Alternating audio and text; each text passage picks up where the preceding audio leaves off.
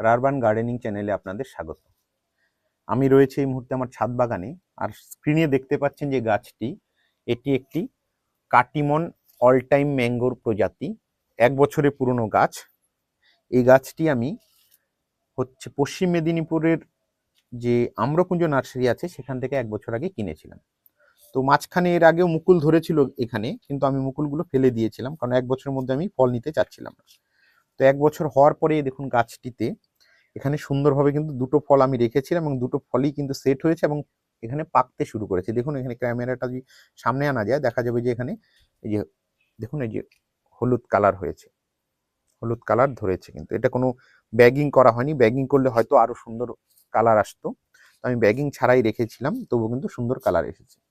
তো এই গাছটি আনার পরে আমি কি পরিচর্যা করেছিলাম, আনার পরে প্রথমেই কিন্তু আমি এখানে একদম শুরুতেই এটা দেখুন একটি প্লাস্টিকের 10 ইঞ্চির পট, এই পটের মধ্যে 70% মাটি 30% ভার্মি কম্পোস্ট দিয়ে আমি গাছটাকে এখানে রোপণ করে দিয়েছি।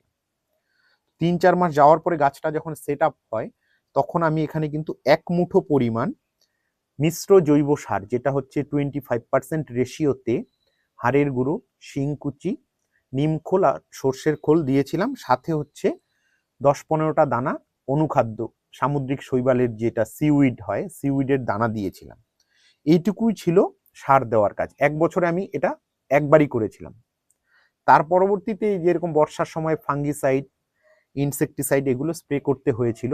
কিন্তু অনেকে বলে যে যদি 1 বছরের মধ্যে গাছকে যদি আমরা মানে হার্ড আকারে বা শক্ত খাবার দিই, তাহলে নাকি গাছের পাতা পুড়ে যায়। কিন্তু আমার এই গাছে কিন্তু সেরকম ভাবে লক্ষণ আমি পাইনি, গাছের পাতা কিন্তু সুন্দরই আছে, গাছে কিন্তু কোনো পাতা পুড়ে যাওয়ার বা এরকম কোনো ব্যাপার ছিল না। তো যাই হোক, আপনারা কিন্তু দিতে পারেন, কম পরিমাণে দিবেন, 1 মুঠো পরিমাণ দিতে পারেন। এটা গেল। আর এছাড়া আমি কিন্তু শুরুতে প্রুনিং করে দিয়েছিলাম, যে এরকম মোটামুটি 2-3 মাস যাওয়ার পরে এখানে যে দেখুন এই যে প্রুনিং করে দিয়েছিলাম। প্রুনিং করার পরে এখান থেকে কিন্তু এই যে 3টে করে ডাল আমি রেখেছিলাম, 3 দিকে দেখুন 3টে ডাল গেছে। পরবর্তীতে এখানেও একটা প্রুনিং করেছি।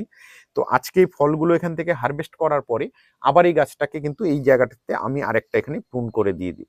ঠিক আছে, এখানে প্রুনিং করব অক্টোবর মাসের ফার্স্ট উইক।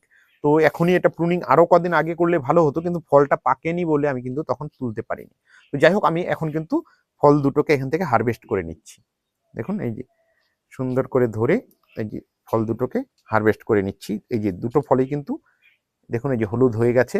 আরো হয়তো 2-4 দিন থাকলে ভালো হতো, কিন্তু আমার প্রুনিং করতে হবে গাছটাকে, এবং গাছের গোড়ায় আবার খাবার দিয়ে দিতে হবে, কারণ সামনে শীতকাল পড়ে যাচ্ছে, তখন কিন্তু আর এখানে প্রুনিং করা যাবে না, এবং গাছের গোড়ায় খাবারও দেওয়া যাবে না। তো এই দেখুন সুন্দর কিন্তু 2টো আম কিন্তু সুন্দরভাবে দেখুন এই যে এখানে ব্যাগিং করলে আরো সুন্দর কালার আসতো।